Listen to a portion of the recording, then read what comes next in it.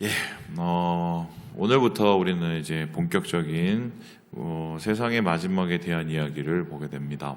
앞에 1장, 2장, 3장이 서론에 가깝다면은 이제 하나님께서 이 요한을 통해서 보게 하신 마지막 때의 모습들이 어떠한가를 이제 본격적으로 세상과 교회 가운데 전하는 이야기가 오늘부터 쭉 이어집니다.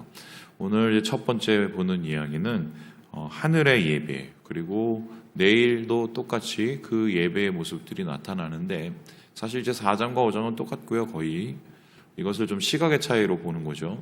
4장은 성부 하나님에 대한 이 모든 사람들, 또 모든 만물의 이 예배, 경배, 하나님 앞에 드리는 영광을 나타내고 있다면, 5장은 또 그 가운데 계시는 우리 어린 양 예수 그리스도, 영광을 받으시는 예수 그리스도에 대한 이야기를 다루고 있습니다. 여기에 보면은 여러 가지 상징들이 나옵니다. 온갖 종류의 보석이 나오고, 둘러 앉아 있는 24보좌니, 또 여러 가지의 또 상징적인 또 동물의 모습들이 이렇게 많이 나옵니다. 신기한 것은 이 이야기가 여기서 그치는 게 아니라 4장, 5장 나오고, 이후에 또 이것이 반복되는 얘기가 계속 나오고, 여러분 마지막에 보면은 21장에 나오는 새하늘 새 땅 얘기가 나오는데, 그것도 잘 들여다보면 오늘 하늘의 보좌의 모습하고 거의 비슷하게 반복이 되고 있습니다. 그래서 학자들은 이것을 가리켜서 이제 여러 가지로 해석을 하게 되지만, 사실 오늘 이 말씀, 하늘의 예배를 보게 하시고 그 후에 이 땅 가운데 임할 세상의 끝을 보게 하신 그 이유가 중요해요. 그러니까 세세하게 여기 예를 들어서 7 영은 도대체 뭐냐, 아니면 번개의 우레소리, 이건 또 뭘 뜻하냐, 이런 거를 찾아내는 것, 그것도 필요한 작업일 수 있겠지만, 그것보다 더 중요한 건 뭐냐면, 왜 하나님께서 이것을 요한에게 보이게 하셨냐입니다. 그렇다면은 이제 우리가 처음에 요한계시록의 출발로 다시 돌아가는 것이죠. 요한계시록의 이 편지는 소아시아에 있는 교회에, 특별히 7교회들을 향해서 보낸 편지였습니다. 7교회를 향해서 보낸 이유가, 7교회는 바로 그 당시에 있는 대부분의 이 교회, 초대교회의 모습하고 닮아 있었기 때문이다. 그리고 그 당시에 초대교회 중심이 소아시아였기 때문에 그 교회를 중심으로 이 말씀을 전하고, 이 말씀이 파장이 되어서 많은 교인들에게 하나님의 메시지를 전하기 위해서 요한계시록을 썼다. 이건 편지다라고 얘기를 했습니다. 그럼 편지를 쓰는 이유가 있을 거 아닙니까? 여러분, 편지를 우리가 그냥 쓸 때 그냥 안부로 묻는 편지도 있지만, 대부분은 이유가 있는 편지를 쓰죠. 말하고 싶은 메시지. 여기서 말하고 싶은 메시지는 사실은 맨 끝에 나오죠. 22장 끝에 보면 뭡니까? 이기는 자에게 하나님께서 이 영광을 주신다. 그날의 영광을 주시고 하나님 상 주신다. 요 얘기입니다. 그러니까 말 그대로 마라나타 하라는 건데, 아멘 주 예수여 어서 오시옵소서. 그럼 그때까지 뭘 해야 됩니까? 참고 기다리자. 이거잖아요. 지금 초대교회 교인들이 굉장히 억압과 핍박 속에 있었기 때문에, 그 가운데 배교하지 말고, 낙담해서 완전히 실족하지 말고 신앙을 끝까지 제대로 지켜라. 요 얘기하고 싶어서 사실은 이 편지를 다 써 내려가는 거란 말입니다. 그렇다면은 하늘의 보좌, 그 보좌의 영광, 그 영광을 통해서 나타난 나중에 마지막 심판, 이건 역시 교회들과 교인들을 향해서, 핍박과 어려움 속에 있는 그 교회와 교인들을 향해서 지금 그래도 한번 잘 참아볼래? 한번 힘내볼래? 이 얘기를 전하고 싶은 그 모든 과정이라고 우리는 봐야 됩니다. 그런데 여러분 생각을 해보십시오. 어느 날 제가 막 너무 힘들어 죽겠는 거예요. 어려운 일도 많고 괴로운 일도 많고. 근데 어떤 분이 와갖고, 아이고 힘내. 그러면은 힘이 납니까? 옛날에 제가 한번 어느 성도님들한테 그런 얘기를 했습니다. 아유, 누구누구 권사님, 누구누구 집사님 힘내세요. 그랬더니 예 하고 그러시는데, 어떤 분이 이렇게 얘기하더라고요. 자기는 힘내라는 말을 들으면 화가 난대요. 그래서 아니, 그래서 궁금해서 물었어요. 왜 힘내라고 그러면 화가 납니까? 그랬더니 그냥 영혼이 없이 들린다는 거예요. 뭐 이런 거죠. 아유, 뭐 힘들 수 있겠지 뭐. 그러니까 힘을 내. 뭐 이런 식으로 든다는 거예요. 생각이 든다는 거예요. 힘이 하나도 안 나는데요. 그 얘기 듣고 생각을 해보니까 그래요. 그 말로 공감이 필요하고 또 공감과 더해서 그 사람이 정말 힘낼 만한 뭔가를 메시지로 던져줄 수 있어야 이게 진짜 힘이 나는데 단순히 힘내 이거는 사실 뭐 인사치레로 지나갈 수가 있는 거죠. 오늘 이렇게 억압받고 핍박받는 초대교회 교인들을 향해서 예수님께서 아이고 니네들 아주 그냥 고생한다 힘내라 이렇게 끝났으면 아마 이 사람들이 이걸 얘기를 듣고 아유 그래 뭐 힘은 내드는데 힘이 안 나네 이렇게 끝날 수가 있었을 거예요. 그런데 오늘 예수님께서는 말씀을 통해서 이들이 핍박과 박해 속에서 힘을 낼 수밖에 없는 얘기를 우리에게 하고 계십니다. 그 얘기가 뭐냐? 결국 힘을 낼 이유가 뭡니까? 우리가 지금 하고 있는 이 핍박과 또 박해 속에서의 신앙의 모습이 이러한 열심들이 헛되지 않다는 것을 그들을 믿게 해주고 그들을 어떻게 해요? 알게 해주고 그들을 확신하게 해주는 게 제일 중요하겠죠. 그래서 이런 거죠. 지금 당장 너희네 되게 힘든 건 알고 되게 괴로운 건 알고 그리고 그것을 신앙을 지켜내기가 너무 얼마나 어려운지는 아는데 아유 그래도 그거는 되게 의미 있는 일이야. 그리고 그거는 굉장히 결과가 좋은 일이야. 그건 열매가 확실한 일이고 끝이 보장된 일이야 라고 만일에 얘기를 해준다면 어떻게 생각하십니까? 어떻게 생각할까요? 아 그래 견뎌볼만 하겠다 이렇게 생각한 겁니다. 이거와 똑같은데 여러분 뭐 국방부 시계는 돌아가지만 아시겠지만 끝도 없이 아유 언젠가는 군생활 끝날 거야 하는 거하고 이제 며칠 남았어 하는 거하고 전혀 다르죠. 그죠? 그래서 아직도 기억하는데 들어가자마자 이제 천 며칠 뭐 이렇게 세지 않습니까? 세요. 그래서 하루씩 줄여가고 이거 뭐 희망을 가지고 사는 거죠. 아 이게 끝이 있구나. 나 오늘 제대하는구나. 요 얘기를 하고 싶어서 그런 거예요. 그렇다면 왜 이러한 교회들 지금 핍박 속에 있는 교회들을 위로하고 그들을 격려하기 위해서 그들의 신앙을 북돋기 위해서 왜 하필이면 하늘의 예배에 대한 이야기를 하고 있을까요? 여기에 대해서 우리는 좀 더 깊이 살펴볼 필요가 있는데 우리 함께 1절의 말씀을 같이 한번 읽어보도록 하겠습니다. 시작. 이 일 후에 내가 보니 하늘에 열린 문이 있는데 내가 들은 바 처음에 내게 말하던 나팔 소리 같은 그 음성이 이르되 이리 올라오라 이후에 마땅히 일어날 일들을 내가 내게 보이리라 하시더라. 여기서 우리가 좀 봐야 될 게 두 가지가 있습니다. 첫 번째는 뭐냐면은 열린 문이 있다라는 겁니다. 한마디로 열린 문, 하나님의 천국, 하나님이 계시는 그 보좌의 문이 지금 요한에게 활짝 열려 있다는 겁니다. 그러면 이 활짝 열려 있다는 것은 어떤 것을 뜻합니까? 주님을 위해 살고 주님을 따르는 그리스도인들, 신앙인들에게 천국의 문은 어떻게 해요? 활짝 열려 있다는 겁니다.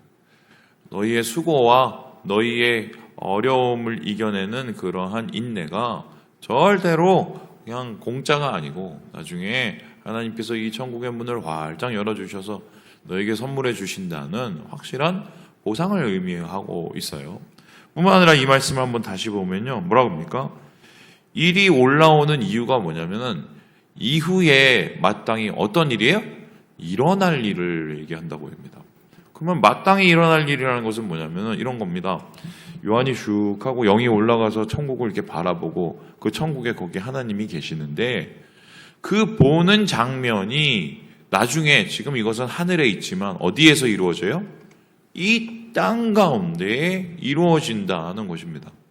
그래서 이 4장 5장에 있는 천국 보좌의 이야기는 나중에 뭐하고 같이 떨어지냐면 이 땅 위에서 이루어질 새 하늘 새 땅의 새 예루살렘의 모습, 이 땅에서 완성될 하나님 나라의 모습이 딱 이렇게 겹쳐져요. 그러면 나중에 우리가 부활하지 않습니까? 부활한 후에 우리가 살 곳은 어디냐? 뭐 여기서 여러분 어떻게 생각하실지 모르지만 여기에요. 이 땅이 재개발이 됩니다. 물론 우리가 사는 이 지구일지 아니면 우주가 어떻게 격동해서 변할지는 모르겠지만 하나님께서 이 온 땅의 만물을 새롭게 재편하시고 새롭게 창조하셔서 바로 이 땅 위에 하나님 나라가 천국이 임하게 되는 것이고, 그럼 천국이 임할 때 어떤 일이 일어나느냐? 예루살렘, 하나님이 계시는 그 천국의 보좌, 그러니까 지금 4장에서 보고 있는 하늘의 보좌가 내려옵니다. 내려와서 이 땅 가운데 그 새 예루살렘이 온전히 우뚝 서게 되고 새 시온산이 생겨요. 그래서 이 요한이 본 이 하늘의 보좌는 곧 마지막 이 땅 가운데 이루어질 하나님 나라의 완전한 이 모델이고, 그리고 그 날에 이르러서 어떤 일이 일어납니까? 바로 요한이 보았던 이 일이 땅에서도 동일하게 이루어지게 된다. 이것을 가르쳐 주게 되는 것이죠.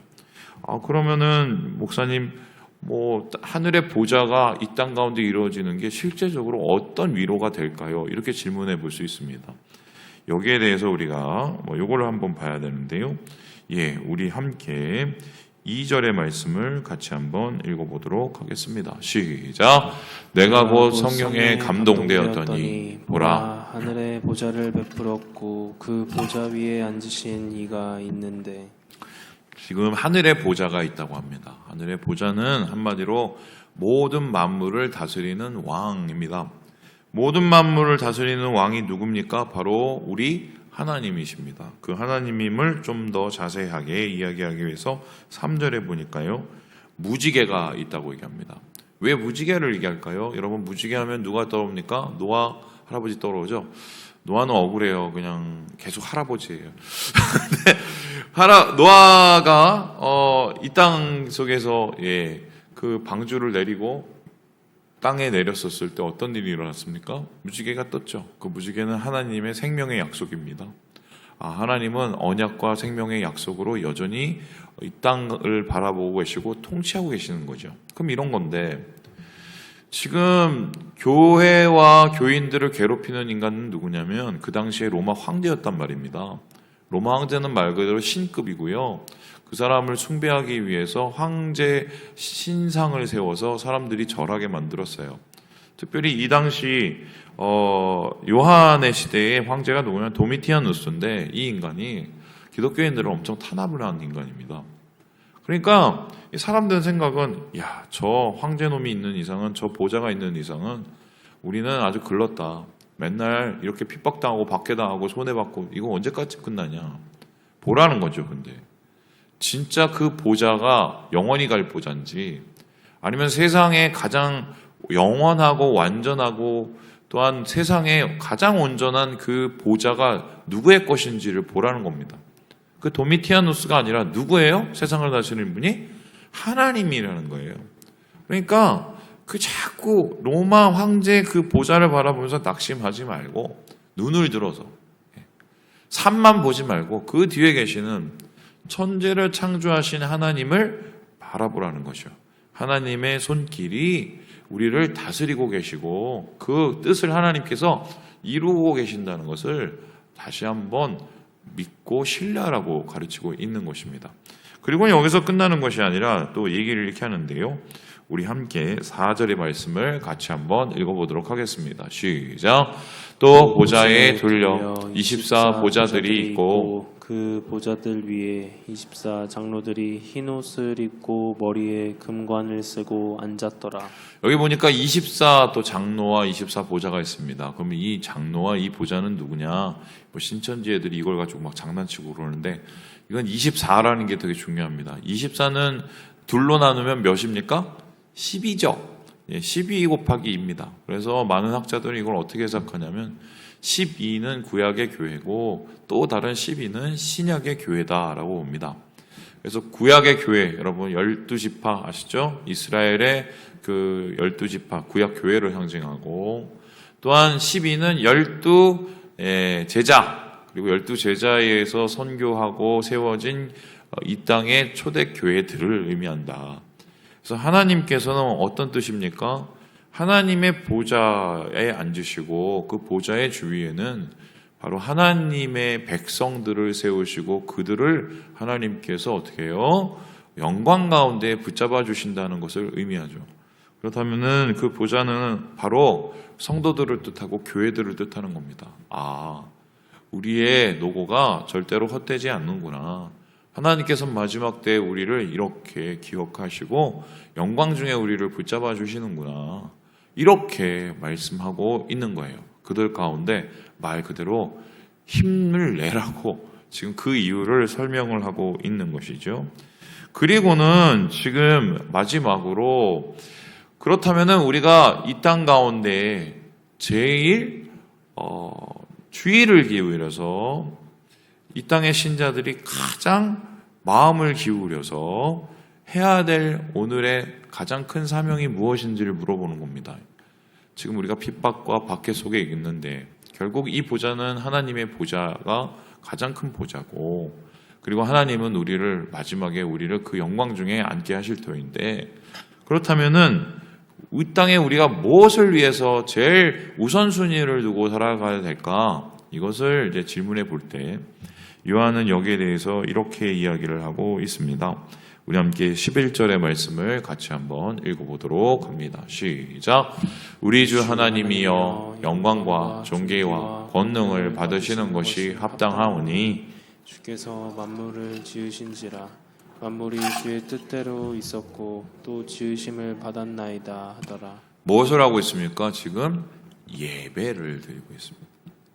그렇다면은 세상을 살아가는 우리가, 이 땅의 교회로 살아가는 우리가, 예수님의 제자로 살아가는 우리가 힘겨울 수도 있고 어려울 수도 있고 괴로울 수도 있는데, 우리가 그럼에도 불구하고 마지막까지 포기하지 말아야 되는 게 뭐냐? 예배라는 거예요. 그리고 이러한 어려움의 세상을 이길 수 있는 가장 큰 힘도 어디에서 나와요?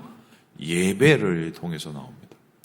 그래서 예배가 무너지면 신앙이 무너진다고 보시면 됩니다. 단순히 말씀을 내가 오늘 너무 감동받았어. 그것도 좋은데요. 오늘 찬양이 너무 좋았어. 그것도 좋은데요. 사실 그것은 모두 도구예요. 무엇은 어떤 도구입니까?